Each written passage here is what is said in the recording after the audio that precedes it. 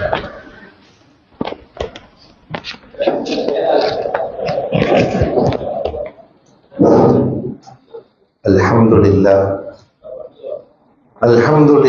Rabbil Alamin wassalatu wassalamu ala sayyidil mursalin wa ala alihi wa ashabihi ajma'in. Qala Allah Ta'ala fil Qur'anil Azim wal Furqanil Majid ba'da a'udzu billahi minasy syaithanir rajim. Bismillahir Rahmanir Rahim. Wa lahunna mithlu alladhi 'alayhinna bil ma'ruf. Wa kana an-nabiyyu sallallahu alaihi wasallam an-nisa'u saqa'iqur rijal aw kama qala alaihi salatu wassalam. Sadaqallahu maulana al-azim wa sadaqa rasuluhu an-nabiyyul karim wa nahnu ala dhalika minasy syahidin wasyakirin walhamdulillahi rabbil alamin. புகழ் அனைத்தும் அல்லாஹ் ஜல்ல ஷானஹு தஆலாவுக்கே உரித்தாகுக. சாந்தியும் சமாதானமும் கண்மணி ரசூலுல்லாஹி ஸல்லல்லாஹு அலைஹி வஸல்லம் அவர்களின் மீதும் அவர்களை பின்பற்றிய உத்தம சத்திய சஹாபாக்கள், தாபிஈன்கள், தபஅ தாபிஈன்கள், சுஹதாக்கள், சாலிஹீன்கள், நாதாக்கள், நல்லவர்கள், குறிப்பாக நம் அனைவரின் மீதும் அல்லாஹ்வின் சாந்தியும் சமாதானமும் என்றென்றும் நின்று நிலவட்டுமாகுக. சிறப்பான முறையில் மேலப்பாளையத்தில் மஜ்லிஸுல் உலமாவால் நடத்தப்படுகிற மீலாது நிகழ்ச்சியினுடைய இன்றைய தலைவர் உள்ளிட்ட மஜ்லிஸுல் உலமாவினுடைய அங்கத்தினர் அத்துணை பேர்களுக்கும், பள்ளியினுடைய தலைவர் உள்ளிட்ட ஜமாஅத்தின் அங்கத்தினர்கள் அத்துணை பேர்களுக்கும், இமாம் நவவியை பற்றி அழகாக கருத்துரை வழங்கிய பாக்கியாத்தினுடைய பொக்கிஷங்களில் ஒருவரான இந்த பள்ளியினுடைய இமாம் கண்ணியத்திற்குரிய ஷாஹ் மதார் பாக்கவி ஹசரத் அவர்களுக்கும், நிகழ்ச்சியை தொகுத்து நெறிப்படுத்திக் கொண்டிருக்கிற ரெண்டு நெறியாளர்கள், ஒன்று கண்ணியத்திற்குரிய வகுப்பு தோழர் அலி ஹுசைன் பாக்கவி ஹசரத் அவர்கள், இன்னொரு நெறியாளர் இந்த பள்ளியினுடைய சுழற்சி பேச்சாளர்களில் ஒருவர் கண்ணியத்திற்குரிய முகமது இலியாஸ் ஹசரத் அவர்களுக்கும், வருகை தந்திருக்கிற ஜலீல் ஹசரத் அவர்கள் உள்ளிட்ட உலமா பெருமக்கள், ஆன்றோர்கள், சான்றோர்கள், தாய்மார்கள், குறிப்பாக இளைஞர்கள், உங்கள் அத்துணை பேர்களுக்கும் இஸ்லாத்தின் காணிக்கையான சலாத்தினை பதிலை எதிர்பார்த்து சொன்னவனாக, நிறைய பேர் சலாம் சொன்னாங்க, பதில் காதலையே விழுகல, என் வார்த்தைகளை துவக்குகிறேன். அஸ்ஸலாமு அலைக்கும் வரஹ்மத்துல்லாஹி தஆலா வ பரக்காத்துஹு. அல்ஹம்துலில்லாஹ். வாழ்ந்து காட்டிய நபியின் குடும்ப வாழ்க்கை என்றொரு ஏறத்தாழ 23 ஆண்டு கால, அதற்கு முன்னால் ஒரு 15 ஆண்டுகள், 38 ஆண்டு கால குடும்ப வாழ்க்கையை ஒரு மணி நேரத்தில் முடித்தாக வேண்டும் என்று அன்பு கட்டளையாய் அழகாய் 2 பேரும் மாறி மாறி சொல்லி அமர்ந்திருக்கிறார்கள். உங்கள் கட்டளையை கண்டிப்பாய் மீறமாட்டோம் என்ற உத்தரவாதத்தோடு என் உரையை துவங்குகிறேன்.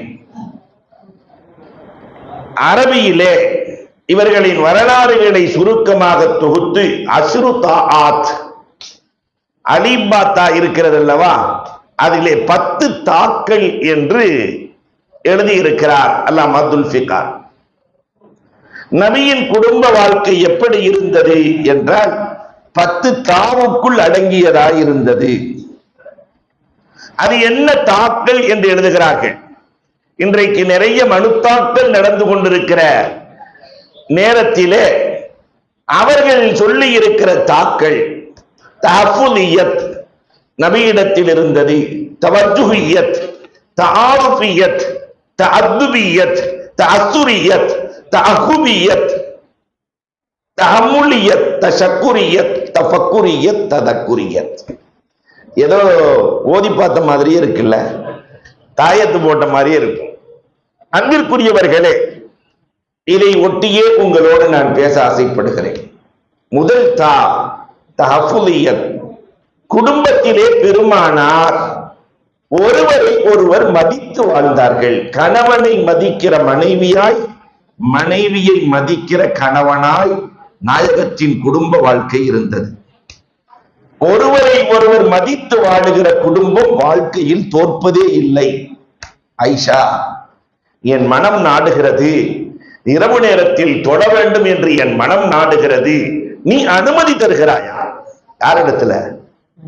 வயதிலே குறைவான மனைவியை மதித்து ஆலோசனை கேட்ட கணவன். இன்னைக்கு நாம மனைவி இடத்துல ஆலோசனை கேட்டிருக்கிறோமா? மனைவியை மதித்திருக்கிறோமா? ஒரு மனைவி கணவனிடத்தில் என்ன எதிர்பார்க்கிறாள்?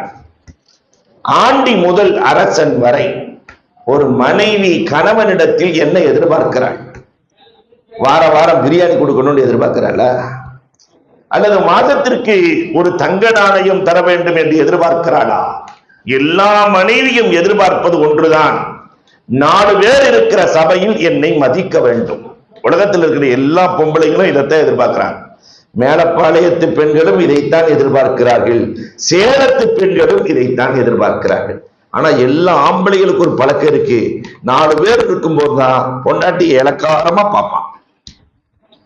இது உலகத்தினுடைய இயற்கை. ஆம்பளைய கையில தஸ்மீக் இருக்கிற மாதிரி பொம்பளைகளுடைய உள்ளத்துல தஸ்மீக் இருக்கும். எப்ப எல்லாம் குறை சொல்றோமோ சேர்த்து வச்சுக்குவாங்க.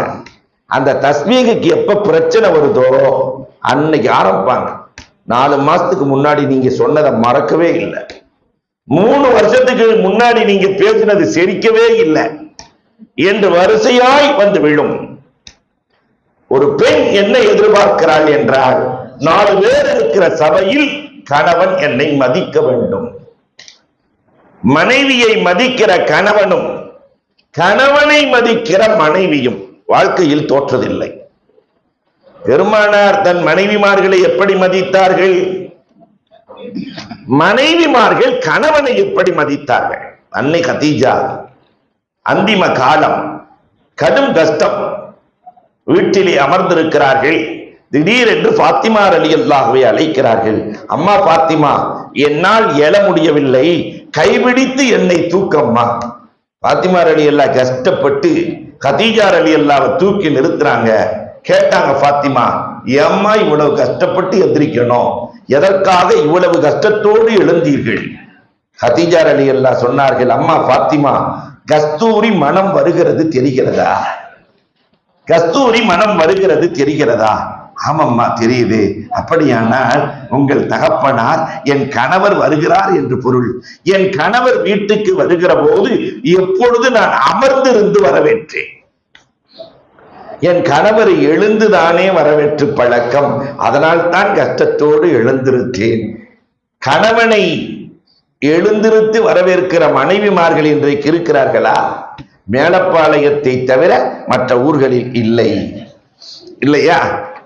நான் ஊருக்கு போகணுமா இல்லையா? அன்பிற்குரியவர்களே, எண்ணி பார்க்க வேண்டும். கணவனை மதிக்கிற மனைவிமார்கள் வாழ்க்கையில் தோற்பதில்லை. ஆனா இன்னைக்கெல்லாம் என்ன தெரியுமா, இந்த மனைவிமார்கள் எல்லாம் பிள்ளைகள்கிட்ட கணவனை பத்தி எவ்வளவு உயர்வா சொல்றாங்க தெரியுமா? இன்னைக்கு இருக்கிற தாய்மார்கள், கொப்பனை நம்பாத, அது லூஸ், அது பேச்ச கேட்ட நீ விளங்க மாட்ட, நீங்க எல்லாம் சிரிக்கிறத பார்த்தா நடக்கிற மாதிரியே தெரியுது, இல்லையா? நம்ம அன்பிற்குரியவர்களே, ஆனால் ஒரு தகப்பன் யார் தெரியுமா? குடும்பத்திலே மனைவி பிள்ளைகளை வயிற்றில் சுமக்கிறாள் என்றால் தகப்பன் மனைவியையும் பிள்ளைகளையும் சேர்த்து தலையில் சுமக்கிறான்.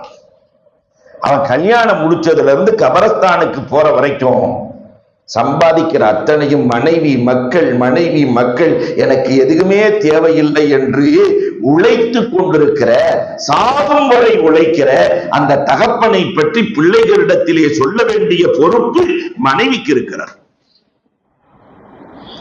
அன்பிற்குரியவர்களே, கொஞ்சம் எண்ணி பார்க்க வேண்டும். கணவனை மதிக்கிற மனைவி வாழ்க்கையில் ஒரு காலமும் தோற்றதில்லை. இந்த மரியாதை என்பது இன்றைக்கு குறைந்து கொண்டே வருகிறது. வெளியில எப்படி வேண்டுமானாலும் இருக்கலாம் என்கிற சூழலுக்கு இன்றைக்கு உலகம் தள்ளப்பட்டிருக்கிறது. ஒருத்தர் அழகா கதை எழுதியிருந்தார். நம்மூர் நயினார் முகம்மது என்ற ஒரு கதை. அந்த கதைக்கு பேரு நம்மூர் நயினார் முகம்மது. அவ்வளவான ஆளு. யாரு நயினார் முகம்மதுன்னு இருந்தா கோச்சுக்காதீங்க. அவ்வளவான ஆள். மனைவி சொன்னார்களாம், ரொம்ப கஷ்டமா இருக்கு, அப்பாவி ஆட்கள். அப்ப மனைவி சொன்னாங்களாம், கஷ்டமா இருக்கு, நம்ம வீட்டுல இருக்கிற மாட்டை போய் வித்துட்டு வாங்க. மாட்டை புடிச்சிட்டு போற. பக்கத்து வீட்டுக்காரன் பாக்குறான், இந்த ஆள் வெளியே போயிட்டாருன்னா எப்படியாவது இந்த ஆளை ஏமாத்தி வீட்டை எழுதி வாங்கிடலாம் என்று பின்னாடியே போறான். அப்ப இந்த நம்மூர் நைனா முகமது மாட்டை பிடிச்சி கஷ்டத்தோட இழுத்துட்டு போறாரு. ஒருத்தன் அந்த பக்கம் ஆடு கொண்டு வந்துகிட்டு இருக்கான், ஆட்டை இழுத்துட்டு வர்றான்.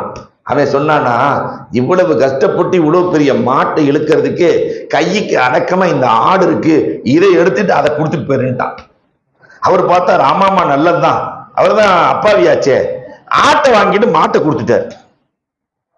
இந்த ஆட்டை கையில இழுத்துட்டு போகும்போது ஆடு அங்கே இங்கே ஓடுது. ஒரு ஆள் கோழியை கொண்டு வந்திருக்கிறான். இதை அப்படி கக்கத்துல வச்சுட்டு போயிடலாம், அதனால கோழியை வாங்கி ஆட்டை கொடுன்ட்டார். சரின்னு ஆட்டை கொடுத்துட்டு கோழியை வாங்கி கக்கத்துல வச்சுட்டு போறான். அது பறக்கிறதுக்கு முற்படுது, இழுத்து இழுத்து புடிச்சிட்டு போறான். ஒருத்தன் வர்ற வழியில ஒரு முட்டையை கொண்டு வர்றான். இதை கையில புடிச்சிட்டு போனான், இது பறக்குது, உனக்கு தேவையா? என்னதான் இருந்தாலும் கோழியினுடைய பயன் கடைசியில முட்டை தான். உனக்கு முட்டையை கொடுத்துறேன், கோழியை கொடு. சரி இந்த புடி. முட்டையை வாங்கிட்டு போற. முட்டையை கொண்டு போகும்போது ஒரு ஆள் பாக்குறான், டீ கடையில நைனா இந்த முட்டையை கொண்டு போறாரு, ஒரு டீயை கொடுத்து முட்டையை ஆட்டையை போட்டலாம் என்று வாங்கி கூப்பிட்டு, இத டீயை குடி, உனக்கு உடனடி பலன் இருக்கு, முட்டையை கையில கொடு. சரி என்று டீயை குடிச்சிட்டார். இதை பக்கத்து வீட்டுக்காரன் பார்த்துக்கிட்டே இருக்கிறான். நேரா வந்தான். இவ்வளோ நடந்திருக்கிறது. மனைவி இடத்திலே சொல்லிக் கொடுத்து உன்னை வீட்டை விட்டு அனுப்புகிறேன். மனைவி இடத்தில் உன்னை போட்டு கொடுத்து மாட்டை கொடுத்து ஆட்டை வாங்கின, ஆட்டை கொடுத்து கோழியை வாங்கின, கோழியை கொடுத்து முட்டையை வாங்கின, கடைசியில டீயை குடிச்சு ஒண்ணுமில்லாம ஆக்கிட்ட. அவ அந்த நைனா முகமது சொன்னாரா, என் பொண்டாட்டி என்னை ஒண்ணுமே சொல்ல மாட்டா, பந்தயம் வச்சுக்கலாமா? என்ன பந்தயம்? வீடு பந்தயம். அவ ஏதாவது திட்டுனா வீட்டை எழுதி கொடுத்துடணும். அவன் நோக்கமே அதானே, வீட்டை ஆட்டையே போடணும். அப்ப இந்த நைனா முகமது சொன்னாரா, என் பொண்டாட்டி கண்டிப்பா என்னை திட்ட மாட்டா. எவ்வளவு பந்தயம்? நீ ஜெயித்தா ஓ வீடு, நான் ஜெயித்தா இல்லையா, மாத்தி வச்சுக்கிட்டாங்க. நான் தோத்துட்டேன்னா என் வீட்டை கொடுத்துறேன், நீ தோத்துட்டா ஓ வீட்டை கொடுத்துடணும். ரெண்டு பேரும் ஒன்னா போனா தானே ஊரையே கூட்டிட்டானே, போய் பேசலாம். நேரா மனைவிட்ட போனாங்க. நம்மூர் நைனா முகமது மனைவி போன உடனே, என்னங்க மாட்டோட போனீங்க, கடைசியில ஒண்ணுமில்லாம வர்றீங்களே, பணம் எங்கங்க? அப்பதான் பக்கத்து வீட்டுக்காரன் ஆரம்பிச்சான், இவனை மாதிரி முட்டாப்பைய உனக்கு கிடைச்சிருக்கிறான் பாரு, மாட்டை கொடுத்துட்டு ஆட்டை வாங்கி, ஆட்டை கொடுத்துட்டு கோழியை வாங்கின்னு வரிசைய ஆரம்பிச்சு டீயை குடிச்சிட்டு வந்துட்டான், எந்த பயனும் இல்லாதவன். அப்ப மனைவி சொன்னாங்களா, நீங்க டீயாவது குடிச்சீங்களா? வயிறு நிரம்பிச்சா? சந்தோஷமா இருந்துச்சா? டீல சுகர்லாம் இருந்துச்சா? வாங்க சந்தோஷமா வீட்டுக்குள்ள. தோத்துட்டான். வீடு எழுதி வாங்கப்படுகிறது. கடைசியில எல்லாம் சேர்ந்து கேட்டாங்களா, ஏண்டா இவ்வளவு பிரச்சனையிலையும் உன் பொண்டாட்டி சண்டையே போடலையே, என்னடா காரணம்? திருமணம் முடித்த அன்று 4 பேருக்கு மத்தியில் உன்னை நான் மதிக்க வேண்டும், என்னை நீ மதிக்க வேண்டும் என்று நாங்கள் ஒப்புதல் போட்டுக் கொண்டோம். திருமணத்தை அன்றே நான் கபருக்கு போகிற ஒருவரை ஒருவர் மதித்து வாழ வேண்டும் என்று நாங்கள் ஒப்பந்தமிட்டோம். அதனால் உறுதியாக என் மனைவி என்னை மதிப்பாள் என்று எனக்கு தெரியும். மனைவி கணவனை மதித்ததும், கணவன் மனைவியை மதித்ததும் ஒரு குடும்பத்தை ஆக உயரத்திற்கு கொண்டு செல்லும்.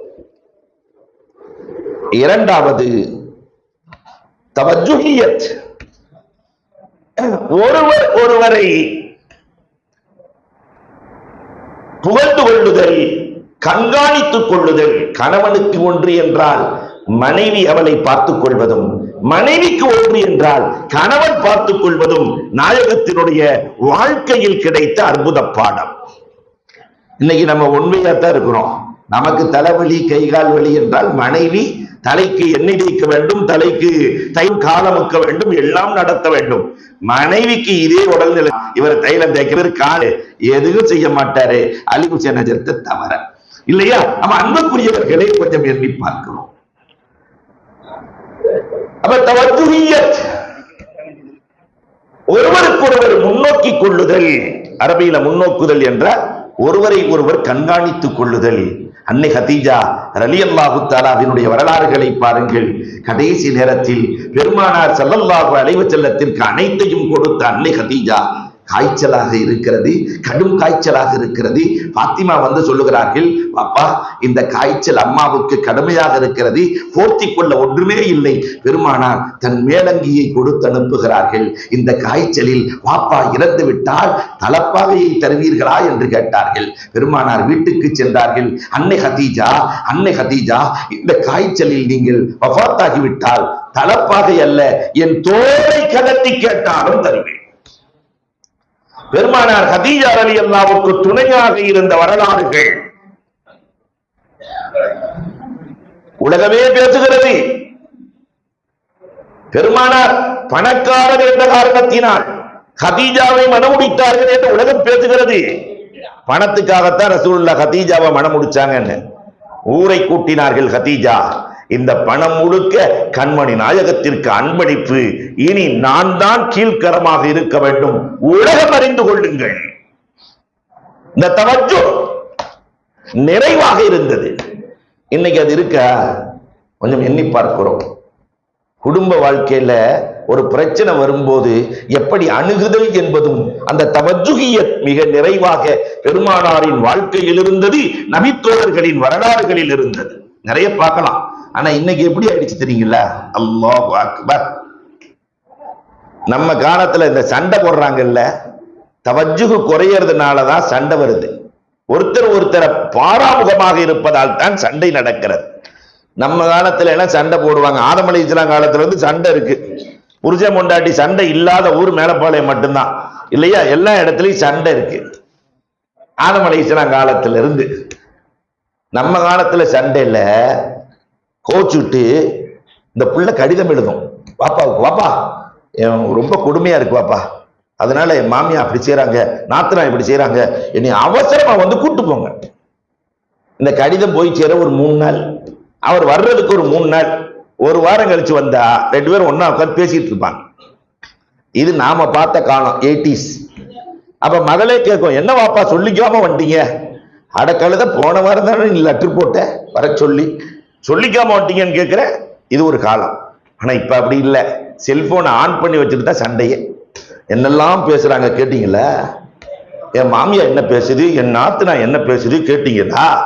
உடனே பேச பேச தகப்பனாருக்கு ரத்த கொதிப்பு அதிகமாகி ஓலாவுக்கு போன் பண்ற, ஓடி வந்துரு, முடிச்சு குடும்பம். இதுதான் இன்றைய வாழ்க்கை. ஆனால் பெருமானார் ஸல்லல்லாஹு அலைஹி வஸல்லத்தினுடைய வாழ்க்கை என்ன தெரியுமா? பாத்திமா ரலியல்லாஹுவின் வீட்டுக்கு செல்கிறார்கள். மருமகன் அலி ரலியல்லாஹுவை காணவில்லை. என்னம்மா? இல்ல, அவங்க சத்தம் போட்டுட்டு அலி ரலியல்லாஹு வெளியே போயிட்டாங்க, என் மேல கோச்சிட்டு வெளியே போயிட்டாங்க. பெருமானார் மருமகனை தேடி செல்கிறார்கள். வீட்டு சண்டையில பெத்த புள்ள மேல பாசம் இருந்தாலும் தேடி சென்ற மாமனார் பெருமானார் தேடி செல்லுகிறார்கள். அலி ரலியல்லாஹு தஆலா மண்ணிலே படுத்திருக்கிறார்கள். யா அபத்துராப், மண்ணின் தகப்பனை எழுந்திருங்கள் என்று அழைத்து வந்து, அம்மா பாத்திமா, சொர்க்கமும் நரகமும் உன் கணவனின் திருப்தியில் இருக்கிறதம்மா என்று சொன்னார்களே. சொர்க்கமும் நரகமும், அதனால உன் கணவனை கண்டுகொள்ளம்மா, உன் கணவனோடு இணக்கமாக நடந்து கொள்ளம்மா. பிள்ளையின் பாசம் நிறைவுக்குள் இருந்தாலும் கூட மருமகனை திருப்திப்படுத்திய மாணவி என்று நாம் பார்க்கிறோம். மருமகனை இன்னைக்கு மகளை திருப்திப்படுத்தி மருமகனோடு அதிருப்தியாக இருக்கிற காரணத்தினால் தான் நிறைய குடும்பங்கள் தேர்வுக்கு வருகிறது. பெருமானாரின் வாழ்வு அழகான வழிகாட்டுதலை இந்த உம்மத்திற்கு தரும். 3வது தாருஃபியத், ஒருவரை ஒருவர் அறிந்து வாழுதல். மனைவி யாரு, கணவன் யாரு? 50 வருஷத்துக்கு பின்னாடி சொல்றாங்க, ஏங்க உங்களை புரிஞ்சுக்கவே முடியல மனைவி. கணவன் சொல்றாரு 50 வருஷம் வாழ்ந்துட்டாங்க, ஏண்டி உன் மனசுல என்ன இருக்குன்னு ஒண்ணும் கூட தெரியல. ஒருத்தர் சொல்றாரு 80 வயசு கிழமை, ஏன் தான் பொம்பளையில அல்லாஹ் படைச்சானோ தெரியல. எத்தனை வயசுல? அவர் 80 வயசுல 20 வயசுல கல்யாணம் பண்ணி ஏன் தான் அல்லாஹ் இந்த பொம்பளைகளை படைச்சானோ தெரியலன்னு. நவுது பில்லாஹ். அன்பிற்குரியவர்களே, யார் தெரியுமா மனைவி, யார் கணவன்? ஒருவரை ஒருவர் அறிந்து கொள்ள வேண்டாமா? நமக்காகவே பாடுபடக்கூடியவள் மனைவி என்பதை புரிந்து கொள்ள வேண்டும். கல்யாணம் முடிச்சதிலிருந்து கபரஸ்தானுக்கு செல்லுகிறவரை ஓய்வே இல்லாமல் பாடுபடுபவள் அவள். ஆம்பளைகளுக்கெல்லாம் சனி ஞாயிறு லீவு இல்லைன்னா பைத்தியம் முடிச்சிடும் இல்லையா? லீவு வேணும் ஆம்பளைகளுக்கு. கல்யாணம் முடிச்சதிலிருந்து விடுமுறையே இல்லாமல் பாடுபடுபவள் யார்? மனைவி தானே. அவளுக்கு எந்த விடுமுறையும் இல்லை. விடுமுறை இல்லாமல் பாடுபடக்கூடியவள். சும்மா பாத்துக்கங்களேன், ஒரு கணக்குக்கு வைங்களேன். நான் அடிக்கடி சொல்றது உண்டு, ஒரு 50 வருஷம் கணவன் மனைவி வாழ்றாங்கன்னு வைப்போம். அல்ல நீண்ட ஆயுள கொடுக்கட்டும். 50 வருஷத்துக்கு எத்தனை மாசம்? மேலப்பாளையத்துக்காரவங்க கணக்குல புலின்னு சொன்னாங்க. 50 வருஷத்துக்கு எத்தனை மாசம்? 60 மாசம். அது 5 வருஷத்துக்கு 600 மாதம். 600 மாதம். 600 மாதமும் சமைத்து கொடுப்பவள் யார்? அவள் தானே. வீட்டுல சமையல்காரிக்குன்னு சேர்த்தீங்கன்னா ஒரு மாசத்துக்கு 2000 ரூபாய் கொடுக்கணுமா இல்லையா? அப்ப 600 மாசத்துக்கு 12 லட்சம் ரூபாய் நம்ம கொடுக்கணும். வீட்டுல ஆயா வேலை பார்ப்பவள் அவள். தெளிவா கணக்கு சொல்லி சிக்கலாயிரும் அதற்கு கவலை வந்துருச்சு. வீட்டுல போய் கேட்டா என்ன சொல்றது? ஆனால் நம் மேலப்பாளையத்து பெண்கள் விட்டு கொடுக்கிற பெண்கள்.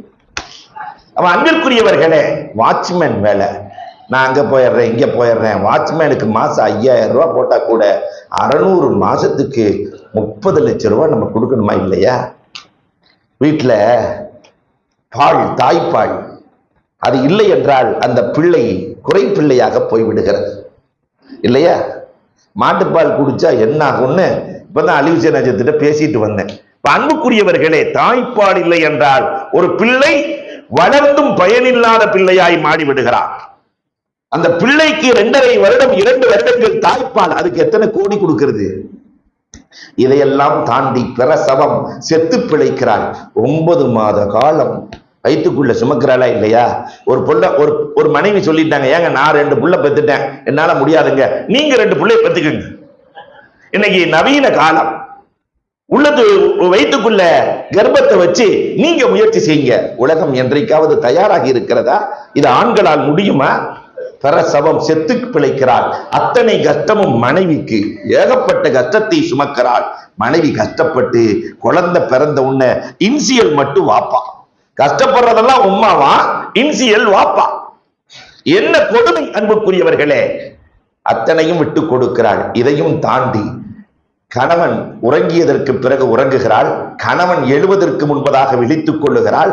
பின் தூங்கி முன் எழும் பேழையவள். இதையும் தாண்டி கணவன் இறப்பதற்கு முன்பதாக சுமங்கிலியாக நான் இறந்து விட வேண்டும் என்று நினைக்கிறாளே, அந்த மனைவியை புரிந்து கொள்ள வேண்டாமா? மனைவி யார் என்று தெரிந்து கொள்ள வேண்டாமா? அதனால் தான் பெருமானார் சொன்னார்கள், இன்னஹா சவ்வாமாவ கவ்வாமா. என் மனைவி யார் தெரியுமா? பகல் முழுவதும் நோன்பு நோற்பார்கள், இரவு முழுவதும் நின்று வணங்குவார்கள். அவர்கள்தான் என் ஹப்சா என்று பெருமானார் சொன்னார்களே. மார்க்கத்தில் பாதியை இந்த பெண்ணிடத்தில் எடுத்துக் கொள்ளுங்கள் என்று ஆயிஷா ரலியல்லாஹுவை சொன்னார்களே. ஹதீஜா ரலியல்லாஹுவை எத்தனை வார்த்தைகளால் புகழுகிறார்கள். இவர்களால் தான் தீனை நான் நிலைக்க செய்ய முடிந்தது. இவர்களின் மூலமாக ரப்பு எனக்கு குழந்தையை கொடுத்தான். நிறைய பெருமானார் பேசினார்களே. மனைவியை புகழுகிற கணவன் வாழ்க்கையில் தோற்பதில்லை. மனைவியை பற்றி அறிந்திருக்கிற கணவன், அதே மாதிரி கணவனை பற்றி அறிகிற மனைவி. என் கணவன் யார் தெரியுமா? என் கணவனின் உயர்வு என்ன தெரியுமா? ஜெயகாந்தன் எழுதுகிறான். இன்றைக்கு அற்புதமான எழுத்தாளர் உண்டாங்க. மனைவி வந்தார்கள். ஜெயகாந்தன் இடத்துல 35,000 ரூபாய் கொடுக்குது. நீங்க கொடுத்ததிலிருந்து சேர்த்து வைத்த பணம் இந்த பணம். 1 வருடம் நம்ம சாப்பிடலாம். நீங்க தைரியமா, இறைவன் உங்களுக்கு எழுத்தின் வடிவத்தை கொடுத்திருக்கிறான், எழுதுங்கள் என்று அந்த மனைவி சொன்ன வார்த்தை ஜெயகாந்தன் எழுதினான். இன்று வரை அவன் புகழ் ஓங்கி நிற்கிறது. காரணம், கணவனை புரிந்த மனைவி. உங்கள்கிட்ட இன்னென்ன திறமையெல்லாம் இருக்குங்க, வெளியே கொண்டு வாங்க என்று கணவனின் திறமையை புரிந்து வெளிக்கொண்டு வந்த மனைவி உலகத்தில் இன்றும் இருக்கத்தான் செய்கிறாள். அதனால மனைவியை அறிகிற கணவனும் கணவனை அறிந்து கொள்ளுகிற மனைவியும் வாழ்க்கையில் தோற்பதில்லை. நான்காவதாக குடும்பத்திற்குள் தஅத்துபியத், ஒழுக்கம் இருந்து விட்டால் அந்த குடும்பம் ஒரு காலத்திலும் தோற்பதில்லை. யார் மனசையும் யாரும் புண்படுத்தாம வாழணும் என்று குடும்பத்திற்குள் ஒருவர் ஒழுக்க நடைமுறைகளை கடைபிடித்தால் குடும்பம் சிறந்து விளங்கும். இன்னைக்கு அந்த அதபு போயிடுச்சு. காரணம் என்ன தெரியுமா? ஒரே படுக்கையில் கணவனும் இருக்கிறார், மனைவியும் இருக்கிறார், ஆனால் சேட் செய்து வாழ்ந்து கொண்டிருக்கிறார். இந்த பொம்பளை யாரு கூடயோ சேட் பண்ணுது. சேட்டையிலேயே பெரிய சேட்டை சேட் பண்ற சேட்டை தான் இல்லையா? இங்க படுத்துக்கிட்டு யாரோடோ இங்கு சேட் நடக்கிறது. கணவன் யாரோடோ சேட் செய்து கொண்டிருக்கிறார். மோசமான காலத்தில் வாழ்ந்து கொண்டிருக்கிறோம். இங்கிருந்து கொண்டு எங்கோ பேசிக் கொண்டிருக்கிறார்கள். சோசியல் மீடியா நிறைந்த காலம். யாரோடோ பார்த்து சிரிக்கிறான், யாரோடோ சண்டை போடுறான். முதல்ல நமக்கு நண்பர்கள் இருந்தார்கள், பேசுவார்கள், சிரிப்பார்கள், அரட்டை இருக்கும். இன்னைக்கு அதெல்லாம் காணாம போயிடுச்சு. அடுத்தவனின் மனைவியோடு இவன் பேசுகிற அவலம், இவன் மனைவியோடு மற்றவர்கள் பேசுகிற அவலம். இது என்ன ஒழுக்கம்? தமிழர்களின் பண்பாடு கூட ஒழுக்கத்தில் சிறந்ததாகத்தான் இருந்தது. தமிழன் அன்னைக்கே எழுதி வச்சான், அவதாரங்களை 10ஆக்கி, கோள்களை 9ஆக்கி, திசைகளை 8ஆக்கி, நாட்களை 7ஆக்கி, சுவைகளை 6ஆக்கி, வினைகளை 5ஆக்கி, வேதங்களை 4ஆக்கி, கனிகளை 3ஆக்கி, இனங்களை 2ஆக்கிய தமிழன் ஒழுக்கத்தை மட்டும் ஒன்றாகத்தான் வைத்திருக்கிறார். ஒழுக்கம் ஒன்றுதான்.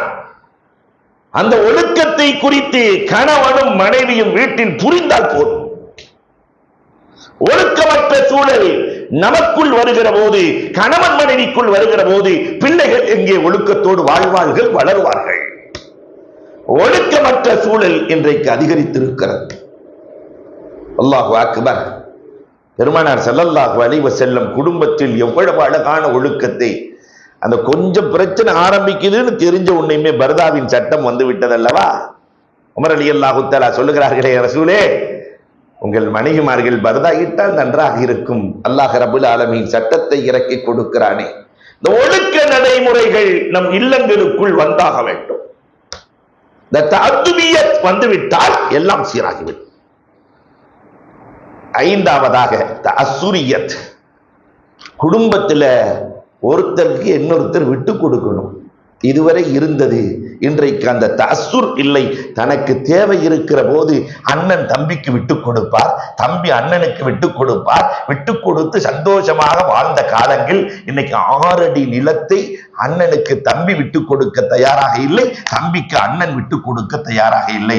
இந்த நிலை எனக்கு தான் சொந்தம், இந்த நிலை எனக்கு தான் சொந்தம். கடைசியில் அந்த நிலை சொல்லுச்சா, மூதேவி நீங்க 2 பேர் எனக்கு தான் நான் சொந்தம். ஏன் இவ்வளவு சண்டை போட்டுக்கிட்டு அலைகிறீங்க இல்லையா? தஅஸ்ஸுர். ஆயிஷா சித்திகா ரலியல்லாஹு தஆலாவினுடைய வரலாறுகளை நீங்கள் பாருங்கள்.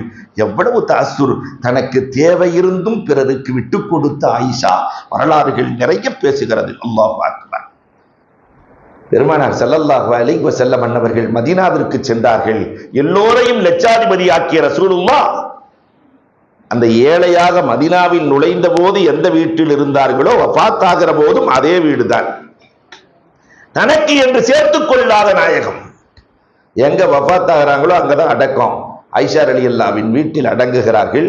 ஆயிஷா ரலியல்லாஹுவுக்கு சந்தோஷம். யா அல்லாஹ், நானும் பக்கத்திலேயே அடங்க வேண்டும் துஆ செய்து கொண்டிருக்கிறார்கள். அபூபக்கர் ரலியல்லாஹு தஆலா 2 வருஷத்துல வஃபாத் ஆகிற போது, ஆயிஷா, அந்த ரசூலுக்கு பக்கத்தில் நான் அடங்க ஆசைப்படுகிறேன், அனுமதி தருகிறாயா? ஆயிஷாவுக்கு இரட்டை சந்தோஷம். கணவன் ஒரு பக்கம், தகப்பன் ஒரு பக்கம். சந்தோஷமாக நான் அனுமதி தருகிறேன் என்று ஆயிஷா ரலியல்லாஹு சொல்ல, பெருமானார் ஸல்லல்லாஹு அலைஹி வஸல்லத்திற்கு அருகிலே நீண்ட வரலாறு சுருங்க சொல்லுகிறேன். பெருமானாரினுடைய நெஞ்சுக்கு அருகில் அபூபக்கர் ரலியல்லாஹு அடங்குகிறார்கள். அதற்கு பிறகு ஆயிஷா துவா கேட்கிறாங்க. 2 பேரு இங்கதான் நானும் அடங்கணும்னு துவா செஞ்சுக்கிட்டு இருக்கிறாங்க. 10 ஆண்டு 4 மாதம் உமர் ரலியல்லாஹு தஆலா கத்தியால் குத்தப்பட்டு ஷஹீதாக்கப்படுகிற அந்த நேரத்தில் உமர் ரலியல்லாஹு மகனை அழைத்து சொன்னார்கள், பெருமானாருக்கு பக்கத்துல அடங்கணும்னு ஆசை இருக்கு. ஆயிஷாட்ட கேட்டுவாங்க. ஆயிஷா ரலியல்லாஹு இடத்துல போய் இப்படி உமர் ரலியல்லாஹு கேட்டாங்கன்னு சொன்ன உடனே, நான் 12 வருஷமா துவா கேட்டுக்கிட்டு இருக்கிறேன், அதனால இங்கெல்லாம் அடக்க முடியாது, ஜன்னத்துல் பக்கீக்கு போயிட சொல்லுங்க. சொல்லல ஆயிஷா ரலியல்லாஹு, யோசிக்கவே இல்லை. சரி, உமர் ரலியல்லாஹு இங்கு அடங்கட்டும், நான் பொது கபருக்கு செல்கிறேன் வாங்க. அன்பிற்குரியவர்களே, 12 ஆண்டு காலம் இந்த இடத்தில் நான் அடங்க வேண்டும் என்று நினைத்த ஆயிஷா ரலியல்லாஹு தஆலா உமர் ரலியல்லாஹுக்காக விட்டுக் கொடுத்தார்கள். தான் ஜன்னத்துல் பக்கீயில் அடங்கினார்கள். உமர் உள்ளே வந்தால் அந்நிய மனிதர் உள்ளே வந்து விட்டார், அங்கு அடங்க முடியாது. அதனால் தான் பொதுக்கவருக்கு சென்றார்கள் என்ற வரலாறை பார்க்கிறோம். தனக்கு தேவை இருக்கிற போது விட்டுக் கொடுக்கிற மனோபாவம் இது குடும்பத்தில் மட்டும்தான் நடக்கும். அப்பாவுக்கு தேவை இருக்கும், பிள்ளைக்கு ஒண்ணுன்னா உடனே கொடுத்துருவார், கொஞ்சமும் யோசிக்காமல். ஆனால் அள்ளி கொடுத்த தகப்பனுக்கு இன்றைக்கு கிள்ளி கொடுக்க மறுக்கிற பிள்ளைகள் அதிகரித்திருக்கிறார்கள். 60 வயசுக்கு மேல இருக்கிற தகப்பன் தன் பிள்ளைகளிடத்தில் என்ன எதிர்பார்க்கிறார்? இன்றைக்கு உளவியல் சொல்லுகிறது, எதுவுமே எதிர்பார்க்கறது இல்லை. தகப்பன் தன் வாழ்நாள் முழுக்க பிள்ளைகளுக்கு உதவ வேண்டும் என்றுதான் நினைப்பானே தவிர பிள்ளைகளிடத்திலே பெறுகிற தகப்பன் இல்லை. ஆனால் உலகத்தில் இருக்கிற எல்லா தகப்பனும் என் பக்கத்துல உட்கார்ந்து என் புள்ள ஒரு 10 நிமிஷம் பேசணும்னு நினைக்கிறான், ஆனால் பேசுகிற பிள்ளைகள் இன்றைக்கு இல்லை. என் பக்கத்துல உட்கார்ந்து, வாப்பா எப்படி இருக்கீங்க, உங்க உடம்பு எப்படி இருக்கு, நல்லா இருக்கிறீங்களா, உங்களுக்கு என்ன வேண்டும், எதை கேட்டாலும் தருகிறேன் அப்படின்னு மட்டும் சொல்லிட்டீங்கன்னா அந்த தகப்பன் அடைகிற ஆனந்தத்திற்கு அளவே இல்லை. ஆனால் அந்த பிள்ளைகள் இன்றைக்கு சமீப காலத்தில் இல்லை. இந்த தசுருக்கு மாறி அல்லாஹ் வச்சிருக்கிற கூலி வெறி எதற்கும் இல்லை. தனக்கு தேவை இருக்கும் போது கொடுத்த உன்னை அல்லாஹ் அக்பர், அல்லாஹ் அறியாத புறத்திலிருந்து வழங்குகிறான். அஹமது பின் மிஸ்கின் 211 வாழ்ந்தவர். கடும் கஷ்டம். நண்பர்கிட்ட போனாரு, அபுன் நசர்கிட்ட, கஷ்டத்துல இருக்கிறேன், ஏதாவது வேணும், பிள்ளைகள்லாம் சாப்பிட்டு ஒரு நாள் ஆயிடுச்சு. அப்ப அபுன் நசர் சொன்னாரு, இதை என்ன செய்யலாம், என் வீட்டை வாங்கிக்கங்களேன், வீடு வாங்குற அளவுக்கு வசதி இல்லை, ஆனா வீட்டுக்கு தேவையை பூர்த்தி செய்ய ரொட்டியை சுட்டு உள்ளே கறியையும் இனிப்பையும் வைத்து கொடுக்கிறார், இதை வாங்கி கொண்டு நண்பர் வீட்டுக்கு வருகிறார். அகமது பின் மிஸ்கின் வருகிற போது இடுப்புல ஒரு புள்ள, யா அம்மி யா தினி சிச்சா, பசியாக இருக்கிறது, இந்த ரொட்டி கிடைக்குமான்னு ஒரு புள்ள கேட்குது. 3 வயசு புள்ள. தன் குடும்பத்தை மறந்து அந்த ரொட்டியை பிள்ளையின் கையிலே கொடுத்து விடுகிறார். தான் குடும்பம் சாப்பிட்டு ஒரு நாள் ஆச்சு, தன் குடும்பத்தை மறந்து தன் தேவை இருக்கிற போது பிறருக்கு கொடுத்து விட்டார். அவங்களும் சாப்பிட்டுட்டு அல்ஹம்துலில்லாஹ் சொல்லிட்டு போயிட்டாங்க. ஒரு திண்ணையில உட்கார்ந்து அஹமது பின் மிஸ்கின் அல்லாஹ்ட்ட பேசுறாரு, ரப்பே, அந்த ஏழையை நான் கவனித்து விட்டேன், இந்த ஏழையை நீ கவனிக்காமலா விடுவாய்? அந்த ஏழையை நான் பார்த்து கொண்டேன், இந்த ஏழையை நீ பார்க்காமலா இருப்பாய்? சொல்லி முடிக்கல. அந்த பக்கத்து வந்தாரு அபுன் நசர், ஒருத்தரை கூட்டிட்டு வந்தாரு. ஏதோ வீடு வாங்கத்தான் கூட்டு வர்றாருன்னு நினைச்சு என்ன விஷயம்னு கேட்கும்போது, 30 வருஷத்துக்கு முன்னாடி குராசான்ல உங்க தகப்பனார் வேலை செய்யும் போது 1,00,000 திர்கத்தை அவரிடத்திலே கொடுத்து உன்னிடத்தில் ஒப்படைக்க சொல்லி இருக்கிறார். 1,00,000 திர்கம் அஹமது பின் மிஸ்கினின் கைக்கு வருகிறது. அல்லாஹ்விடத்திலே பேசுகிறார்கள், ரப்பே, ஒரு ஏழைக்கு தானே சாப்பாடு கொடுத்தேன், ஒரு ஏழைக்கு தானே உணவு கொடுத்தேன், அதற்கு 1,00,000? அதற்கு 1,00,000? அந்த தசுருக்கு குடும்பத்திலே இது நடக்கும். அண்ணன் தனக்கு தேவை இருக்கும், தம்பியின் படிப்புக்கு எதையும் யோசிக்காமல் அள்ளி கொடுப்பான். இந்த அசர் எங்கே இருக்கிறதோ அல்லாஹ்வின் அருள் அங்கே இருக்கும்.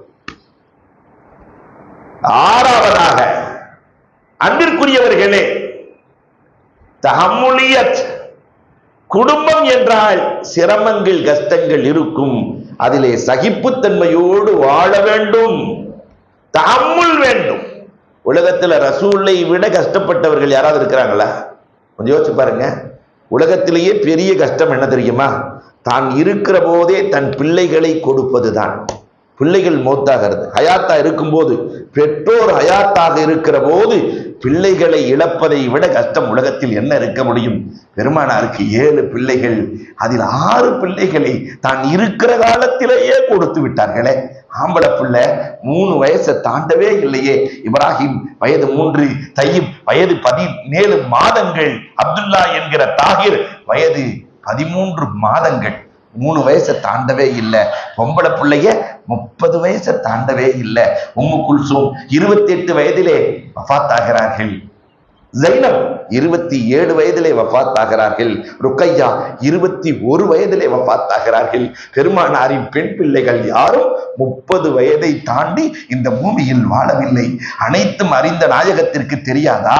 அன்பிற்குரியவர்களே, ஆனாலும் அந்த தஹம்முல் கஷ்டத்தை தாங்கினார்கள். உம்மத்தும் தாங்க வேண்டும். குடும்பம் என்று சொன்னால் சின்ன சின்ன பிரச்சனைகள் இருக்கத்தான் செய்யும். பிரச்சனை இல்லாத குடும்பம் என்பது உலகத்தில் இல்லை. பொறுமையோடு வாழ கற்றுக்கொள்ள வேண்டும் என்று வல்லல் நபி வாழ்ந்து காட்டினார்களே. இன்னைக்கு அந்த பொறுமை இருக்கா என்பதைத்தான் நாம் பார்க்கிறோம் இல்லையா? மாமியாவுக்கு பேர் வைக்கிற மருமகள் இருக்கிறாள். நாத்தனாவுக்கு பேர் வச்சிருக்கிறா சுனாமி. நீங்க சுனாமி போன் பண்ணிச்சீங்க, யாருக்கு நீ சுனாமின் பேர் வச்சிருக்கிற? உங்க அக்காவுக்கு தான். எங்க அக்காவுக்கு ஏண்டி சுனாமின் பேர் வச்சிருக்கிற? மைனி இல்லையா? உருதுல அருமையான பேரு மைனி. நானே நீதான், தமிழையும் உருதையும் கலந்துருங்க, மைனி. அவ அன்பிற்குரியவர்களே என்ன பேர் வச்சிருக்க? சுனாமி. ஏன் நீ சுனாமின் பேர் வச்சிருக்க? சொல்லிக்காம வர்றா, வீட்டுல இருக்கிறதா சுட்டிட்டு போயிடுறாள்ல, என்ன பேர் வைக்கட்டும்? மாமியாவுக்கு பேர் வைக்கிற மருமகள்கள் இன்னமும் வாழ்ந்து கொண்டுதான் இருக்கிறார்கள். இதையெல்லாம் தாண்டி இன்றைக்கு என்ன பேர் தெரியுமா? மாமியாருக்கும் மாமனாருக்கும் வைக்கிற பேர் என்ன தெரியுமா? Extra luggage. லக்கேஜ், வீட்டின் சுமைகள். மனம் வலிக்கிறது. பெற்று வளர்த்து உருவாக்கி ஆளாக்கி 30 ஆண்டு காலம் கஷ்டப்பட்டவருக்கு வைக்கிற பெயர் எக்ஸ்ட்ரா லக்கேஜ். தஹம்முல். இப்னு ஜௌசி ரஹ்மத்துல்லாஹி தஆலா ஆணாக இருந்தாலும் பெண்ணாக இருந்தாலும் குடும்ப கஷ்டத்தை தாங்கினால் அல்லாஹ் ரப்பல் ஆலமீன் பஞ்சபூதங்களை சொந்தமாக்கி தருவான். எல்லாம் நமக்கு கட்டுப்படும். அதுக்கு உதாரணம் இப்னு ஜௌசி ரஹ்மத்துல்லாஹ். இப்னு ஜௌசி பெரிய மகான், லட்சக்கணக்கான பேர்களுக்கு முரீது கொடுத்தவர்கள் இப்னு ஜௌசி. உந்துலுஸ்ல இருந்து அவரை பார்க்கறதுக்காக வர்றாங்க. இப்னு ஜௌசியை பார்க்கறதுக்காக உந்துலுஸ்ல இருந்து 2000-3000 மைல் தாண்டி வந்து இப்னு ஜௌசி வீடு எங்க இருக்குன்னு கேட்க எல்லாரும் காட்டினாங்க. இப்னு ஜௌசி வீடு இந்த இங்கதான் இருக்குன்னு. நேரா போய் கதவை தட்டினா இங்க அவர் இல்ல. நீங்க எங்க இருந்து வந்திருக்கிறீங்க? நான் உந்துலுஸ்ல இருந்து வந்திருக்கிறேன், 3000 மைல். இந்த ஆளை பார்க்கத்தான் வந்தீங்களான்னு அந்த அம்மா கேட்டுச்சு. இந்த லூசை பார்க்கத்தான் வந்தீங்களான்னு கேட்டுச்சு. இந்த லூசை பார்க்கத்தான் வந்தீங்களா? வந்தவருக்கு குழப்பம் ஆயிடுச்சு. வேற இப்னு ஜௌசி வீட்டுக்கு வந்துட்டோமோ, இந்த முரீதெல்லாம் கொடுக்குறாருல்ல அவரு, அந்த லூசு வீடு இதுதான். அந்த ஆள் எப்பயும் வீட்டுக்கே வரமாட்டான், காட்டிலே தான் இருப்பான். அந்த அம்மா கண்ட மாதிரி பேசுது. சரி வந்தது வந்துட்டோம், காட்டுல போய் பார்த்துட்டு போலான்னு காட்டுக்கு போனா இப்னு ஜௌசி சிங்கத்திலே சவாரி செய்து வருகிறார். சிங்கத்திலே சவாரி. போனவர் கொஞ்சம் சிறப்பான மனிதர். போன உடனே கேட்டார், என்னங்க உங்க வீட்டுல அந்த அம்மா சவாரி, காட்டுல நீங்க சிங்கத்துல சவாரி? ஒண்ணுமே புரியலையே. வீட்டுல அந்த அம்மா அந்த பேச்சு பேசுது, காட்டுல நீங்க இந்த போடு போடுறீங்களே. இப்னு ஜௌசி சொன்னார்கள், வீட்டிலே நான் பொறுமையாக இருப்பதால் என் ரப்பு எனக்கு காட்டை வசப்படுத்தி கொடுத்திருக்கிறார். மனைவியிடத்திலே பொறுமையாக இருப்பவனும் கணவனிடத்திலே இருக்கிற பொறுமையான மனைவியும் வாழ்க்கையினுடைய எல்லா நலன்களையும் பெறுவார்கள் என்று நாம நிக்காஹினுடைய துவாவிலேயே சொல்லிக் கொடுக்கிறோமா இல்லையா? அல்லாஹும்ம அல்லி பைனஹுமா கமா அல்லஃப்த பைன ஆதம் வ ஹவ்வா. அப்படின்னா என்ன அர்த்தம் தெரியுமா? 200 வருஷம் ஆதமும் ஹவ்வாவும் பிரிந்திருக்கிற வேளையிலும் கூட ஆதமின் நினைப்பு ஹவ்வாவாக, ஹவ்வாவின் நினைப்பு ஆதமாக, அந்த கஷ்டத்திலேயும் துன்பத்திலேயும் ஒருவரை ஒருவர் விட்டு கொடுக்காமல் ரப்பே வாழச் செய்ததை போன்று வாழ வைப்பாயாக. சந்தோஷத்துல எல்லாருமே வாழலாம், கஷ்டத்துல வாழணும்ல. அழகாக அந்த துவா ஓதப்படுகிறது. அன்புக்குரியவர்களே, 7வதாக தனசுரியத், ஒருவருக்கு ஒருவர் உதவி செய்து கொள்ள வேண்டும். கணவனுக்கு மனைவி உதவியும் மனைவிக்கு கணவன் உதவியும் இருக்கிற குடும்பம் வாழ்க்கையில் தோற்காது. ஒருத்தர் ஒருத்தர் மதித்து உதவுதல். பெருமானார் ஸல்லல்லாஹு அலைஹி வஸல்லம் அவர்கள் வீட்டு வேலையை பார்த்திருக்கிறார்கள். வரலாறு பேசுகிறது. வீட்டு வேலை கூட்டி இருக்கிறார்கள். மனைவியின் துணியை துவைத்து கொடுத்திருக்கிறார்கள்.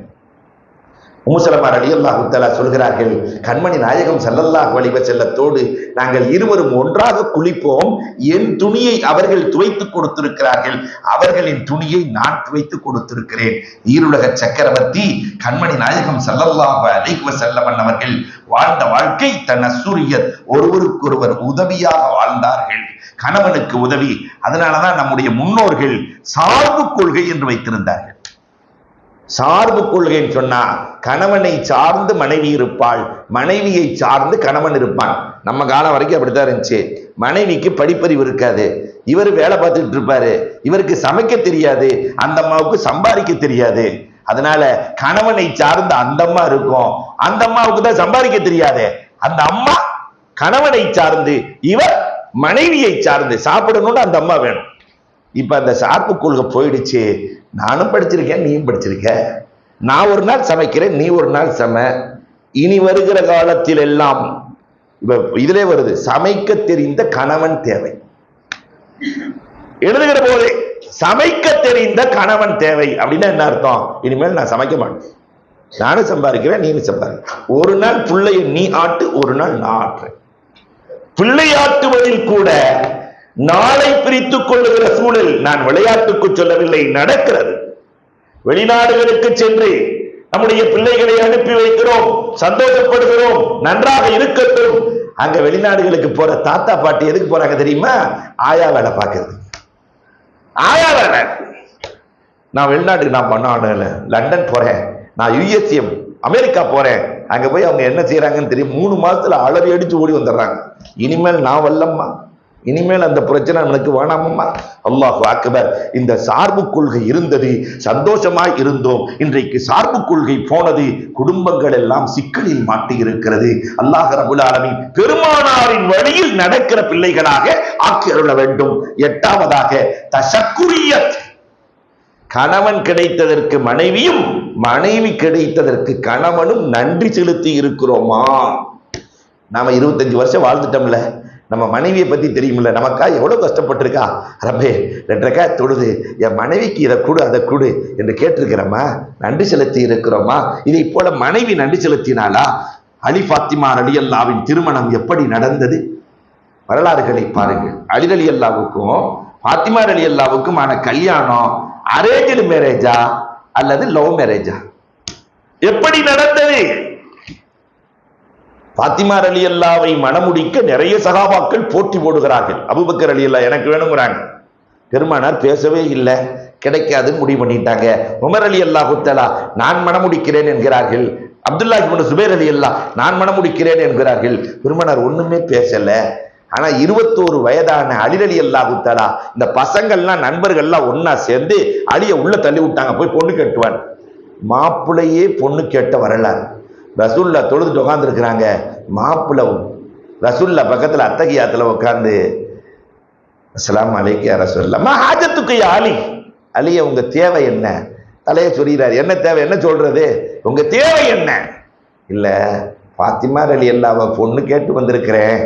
பெருமானார் அஹ்லன் வ சஹ்லா, 2 வார்த்தை, வெல்கம். நீங்க சொல்றமா இல்லையா? அஹ்லன் வ சஹ்லா, வேற எதுவுமே பேசல, எதுவுமே பேசல. அலி ரலியல்லாஹு கவலையோடு வந்தாங்க. பசங்கள்லாம் கேட்டாங்க, ரசூலுல்லாஹ் ஏதாவது சொன்னாங்களா? ஒண்ணுமே சொல்ல. ஒண்ணுமே சொல்லையா? அஹ்லன் வ சஹ்லன் என்று சொன்னார்கள். அஹ்லன் சொன்னாவே நீ தகுதி பெற்று விட்டாய் என்ற அர்த்தம். உனக்கு தான் கொடுக்க போறாங்க. சஹ்லன் வேறு சேர்த்து சொல்லி இருக்கிறார்கள். அதனால் திருமணம் நடக்கும். அல்லாஹு அக்பர். திருமணமும் நடக்கிறது. ஃபாத்திமா அலி திருமணம் நடக்கிறது. என்ன நடந்தது தெரியுமா? முதல் நாள் இரவு செல்லுகிற போது ஃபாத்திமா ரலியல்லாஹு சொல்லுகிறார்கள், அன்பு கணவரே. இங்க நம்ம யோசிக்கணும். ஏன்னா முன்னாடி இருக்கிற பிள்ளைகளுக்கெல்லாம் ரசூலுல்லாஹ் மனம் முடிச்சு கொடுத்தது பெரிய பெரிய கோடீஸ்வரனுக்கு, உஸ்மானே கனி. ஆனா அலி ரலியல்லாஹு ஏழை. உண்மையிலே பார்த்தாக்கா எல்லாத்துக்கும் பயங்கர பணக்காரனுக்கு கல்யாணம் பண்ணி கொடுத்த ரசூலே, என்னை மட்டும் இப்படி விட்டீங்களேன்னு கேட்கணும். பாப்பா விட்டீங்களே. நானா? ஃபாத்திமா ரலியல்லாஹு அலி ரலியல்லாஹ்விடத்திலே நீங்கள் கிடைத்ததற்காக நான் 2 ரக்காத்து தொழுது கொள்கிறேன். அலி ரலியல்லாஹு சொல்றாங்க, நானும் அப்படித்தான். பெருமானார் சொல்லி இருக்கிறார்கள், கணவனும் மனைவியும் முதல் இரவிலே கை கோர்த்தாலே, இரண்டு பேரும் கை சேர்த்தாலே மரத்திலிருந்து இலைகள் உதிர்வதை போல பாவங்கள் உதிர்கிறது என்றார்கள். நான் ரசூலின் மகளை மணமுடிக்கிறேன், நன்றிக்காக நானும் 2 ரக்காத்து தொழுது கொள்கிறேன் என்று நன்றி செலுத்திவிட்டு குடும்ப வாழ்க்கையை துவக்கம் செய்த வரலாறுகளை பார்க்கிறோம். இன்றைக்கு நன்றியோடு குடும்ப வாழ்க்கையை துவக்கம் செய்த எத்தனை பேர் இருக்கிறோம்? அன்பிற்குரியவர்களை எண்ணி பார்க்க கடமைப்பட்டிருக்கிறோம். தஷக்குர், நன்றி மிக மிக முக்கியம். வாழ்க்கையில நன்றி செலுத்துதல் மிக முக்கியம். 9வதாக தஃபக்குரியத், குடும்பத்தை எப்படி வழிநடத்த வேண்டும் என்ற சிந்தனை கணவனுக்கும் மனைவிக்கும் ஒவ்வொரு நாளும் இருக்க வேண்டும். என்ன 25 வருஷத்துக்கு பின்னாடி குடும்பம் எப்படி இருக்கணும்? முஆவியா ரலியல்லாஹு தஆலாவை ஹிந்தா திட்டமிட்டு வளர்த்தார்கள். ஏழை முஆவியா, அந்த தாய் நினைத்தார்கள் என் பிள்ளை அரசியல்வாதியா வரணும்னு நினைச்சாங்க. அந்த முறைப்படி வளர்த்தார்கள். 5 மாகாணங்களின் அரசியல் தலைவராய் முஆவியா ரலியல்லாஹு வாழ்ந்தார்கள். அதற்கு காரணம் ஹிந்தாவின் திட்டமிடல். நீங்க நம்ம பிள்ளைகளை திட்டமிட்டு வளர்க்கிறோமா? என் பிள்ளை இதை படிக்கணும், இப்படி உருவாகணும், அதை திட்டமிட்டு வளர்க்கிற தாய்மார்கள் இன்றைக்கு இல்லாமல் போனார்கள். நாம சின்ன பிள்ளைகள் எல்லாம் திட்டமிட்டு வளர்ப்பார்கள். கிழிஞ்ச பாயில படுத்திருப்போம், கிழிஞ்ச பாயில. ஆனா நன்னிமார்கள் உயர்ந்த கருத்துக்கள். சுலைமான் அலைஹிஸ்ஸலாம் அப்படி ஜம்கானத்துல பறப்பாங்க. அதுல 3000 நாற்காலி இருக்கும். பார்லிமெண்ட், சுலைமான் அலைஹிஸ்ஸலாத்தின் பார்லிமெண்ட் மேல நடக்கும்னு சொல்லி கொடுத்தாங்க. இன்னைக்கு உயர்ந்த பெட்டு, கிழிஞ்ச படுக்கையில பாயில இருந்துட்டு உயர்ந்த கருத்துக்கள் பரிமாறப்பட்டது. இன்னைக்கு அப்படி இல்ல, உயர்ந்த பெட்டிலே படுக்கிறோம், கிழிந்த கருத்துக்கள் பரிமாறப்படுகிறது. கிழிந்த கருத்துக்கள். செல்போனை கொடுத்துட்டு அவன் பார்த்துட்டு ஃபயர் ஃபயர் ஃபயர்ங்கிறான். அப்ப சின்னதிலேயே யாரையாவது சுடணும்னு நினைக்கிறான் இல்லையா? நாம சின்ன வயசுல எல்லாம் பிள்ளைகளுக்கு இந்த தீனியை கொடுக்கும் போது எல்லாம் பகிர்ந்து சாப்பிடுங்கப்பா சொல்லி கொடுத்தோமா இல்லையா? இன்னைக்கு அது போயிடுச்சு. டே வெளியே போய் சாப்பிடாதடா, புடுங்கி தின்றுவானுங்கடா, போகாதடா, புடுங்கி தின்றுவானுங்கடா. சுயநலம் இங்கே புகுத்தப்படுகிறது. தற்காலத்தில் என்ன நடக்க வேண்டும் என்று நினைக்கிறோமே தவிர நீண்ட கால திட்டம் என்ன, 25 வருஷத்துக்கு பின்னாடி என் பிள்ளையின் வாழ்க்கை எப்படித்தான் இருக்க வேண்டும் என்று பிள்ளைகளுக்காக வாழுகிற குடும்பம் தோற்பதே இல்லை. பெருமானார் ஸல்லல்லாஹு அலைஹி வஸல்லம் திட்டமிட்டு வாழ்ந்தார்கள் எல்லா செயல்களிலும். அந்த திட்டம் இன்றைக்கு குறைந்து கொண்டே வருகிறது. தஃபக்குர் வேண்டும். நிறைவாக ததக்குரியத், ஒருவரை ஒருவர் மசூரா செய்து வாழ வேண்டும். ததாக்குர் முதாக்கரா வேண்டும். ஹுதைபியா, அல்லாஹு அக்பர். பெருமானாருக்கு இருந்த துணிச்சல் மாதிரி உலகத்துல யாருக்குமே இல்லைங்க. உலகத்துல ரசூலின் துணிச்சல் அலாது. அப்பதான் அகல் போர் நடந்த 6 மாசம். அகல் போர்ல போர் நடக்கிற 15,000 எதிரிகள். இவங்க 3000 பேர் குழிய தோண்டி தப்பிச்சிருக்கிறாங்க. அல்லாஹ் உதவி செஞ்சா வெற்றி கிடைச்சு. போர் நடக்கல. 6 மாசத்திலேயே பயங்கர வெறியோடு இருக்கிறார்கள் மக்கா வாசிகள். எந்த ஆயுதமுமே இல்லாமல் உம்ராவுக்கு போனாங்கன்னா தனி துணிச்சல் தானே. எந்த ஆயுதமும் இல்லாமல் உம்ராவுக்கு செல்கிறார்கள். ஆனால் அங்கே 1400 பேர்களை விட மறுக்கிறார்கள். பெருமானார உள்ள உடல. நீண்ட வரலாறு. சஹாபாக்கள், அதுல உமர் ரலியல்லாஹு தஆலா ரசூலை பார்த்து சொன்னார்கள், உண்மையிலே நீங்க நபியான்னு கேட்டார். இவ்வளவு தொல்லை கொடுக்கிறார்கள். போர் செய்ய வேண்டும். போன உஸ்மான் ரலியல்லாஹு திரும்ப வரவில்லை. அங்கே கொலை செய்யப்பட்டிருக்கலாம் என்று அஞ்சுகிறோம். போர் நடத்த வேண்டும். நிறைய பேசுறாங்க. அல்லாஹ் சொல்லிட்டான், இன்னா ஃபதஹ்னா லக ஃபத்ஹம் முபீனா, வெற்றி வருவதற்கு முன்பதாகவே நீங்கள் வெற்றி பெற்று விட்டீர்கள் என்று. அல்லாஹு அக்பர். இந்த நேரத்திலே தான் உம்மு சலமா மனைவியின் ஆலோசனை அற்புதமாய் இருந்தது. இதை சொல்லி நிறைவுக்கு வருவேன். மனைவியின் ஆலோசனை, ஏங்க ஏன் இவ்வளவு கஷ்டப்படுறீங்க? சஹாபாக்கள்லாம் நாங்க திரும்ப போக மாட்டோம், உம்ராலா செய்வோம். பயங்கரமான போராட்டம். நீங்க மொட்டை அடிச்சுட்டு கிளம்புங்க ரசூலே, என்ன நடக்குதுன்னு பாருங்க. ரசூலுல்லாஹ் மொட்டை அடிச்சுட்டு கிளம்புனாங்க. பொட்டி பாம்பாய் அத்துணை பேர்களும் புறப்பட்டார்கள். மனைவியின் மஷ்வரா மிக முக்கியம் என்பதை இந்த சமூகத்திற்கு வழிநடத்தியவர்கள் வல்லல் நபி ஸல்லல்லாஹு அலைஹி வஸல்லம். ஆனா வேத நூல் சொல்லுகிறது, மனு சொல்லுகிறது, சீறி வரும் பாம்பை நம்பினாலும் சிரித்து வரும் பெண்ணை நம்பாதே. மஷூரா கேட்காதேங்குது. ஆனா மார்க்கம் கேளுங்குது. அதுக்கு அவன் ஒரு கதை எழுதியிருக்கிறான். ஹஸ்ர் என்று ஒரு மன்னன் வாழ்ந்தானாம். அந்த மன்னனுக்கு மீன் சாப்பிடணும்னு ரொம்ப நாள் ஆசை. ஹஸ்ர் மன்னனுக்கு மீன் சாப்பிட. அதனால பார்த்துக்கிட்டே இருந்தான். பாலைவனத்துல ஒரு பெரிய மீன் வந்துச்சு. 4000 பொற்காசை கொடுத்து மீனை வாங்கிட்டான். பக்கத்துல பீவி கேட்டுச்சான், ஒரு மீனுக்கு எவனாவது 4000 கொடுப்பானே? இல்லை, நான் கொடுத்துட்டேன், ஒன்றும் செய்ய முடியாது. இல்லை இல்லை, வாங்க முடியும். எப்படி வாங்க முடியும்? மீனவனை அழைத்து ஆணா பெண்ணா என்று கேளுங்கள். ஆண் என்றால் பெண், பெண் என்றால் ஆண் என்று சொல்லி காசை வாங்கி விடலாம். கூப்பிட்டு, இது ஆண் மீனா பெண் மீனா? அவன் ரொம்ப உஷாரான ஆளு மீனவன். பக்கத்துல பீவி வேற உட்கார்ந்துருக்கு. வந்த உடனே, இது ஆணும் அல்ல பெண்ணும் அல்ல, அழி மீனுட்டான். இது அழி மீன். இன்னொரு 4000. சாதுரியத்தை பார்த்து 8000 பொற்காசு இப்படி சட்டையில தூக்கிட்டு போகும்போது ஒரு காசு கீழே விழுந்துச்சு. எடுத்து முத்தமிட்டு வைத்துக் கொண்டான். மன்னன் பார்த்தான், பிச்சைக்கார பைய 8000 காசுல ஒண்ணு. மனைவி சொன்னா, பாத்தீங்களா பாத்தீங்களா, ஒரு காசுக்காக பிச்சைக்காரத்தனமா இல்ல, இதை சொல்லி வாங்கிடலாம். கூப்பிட்டு, ஏண்டா 8000 கொடுத்தே ஒண்ணு கீழே விழுந்துச்சு, எடுத்தியே, என்னை கேவலப்படுத்திட்ட, காசு குடுறா. மன்னனை பார்த்து சொன்னா, மன்னா 8000 பொற்காசு கொடுத்த மன்னா, அந்த காசுல ஒரு பக்கம் உங்க போட்டோ இருக்கு, மறுபக்கம் உங்க பேர் இருக்கு. நீங்க கீழே கிடந்து வர்றவன் போறவன்லாம் உங்க மூஞ்சியில மிதிச்சிட்டு போறதை என்னால தாங்க முடியுமா? எடுத்து முத்தமிட்டேன். இன்னொரு 4000. அப்புறம் தான் எழுதுனா, பெண்ணின் பேச்சை நம்பாதே, பெண்ணிடத்தில் ஆலோசனை கேட்காதே, ஆனால் மார்க்கம் ததற்குரியது, ஆலோசனை கேட்டு நடத்த வேண்டும் என்று சொல்லுகிறது. வள்ளல் நபி 10 முறையில் வாழ்ந்து காட்டினார்கள். நாமும் வாழ்ந்து சிறக்க வல்லோன் அல்லாஹ் வாய்ப்புகள் நல்குவானாக. வாகுரு தஅவானா அல்ஹம்துலில்லாஹ்.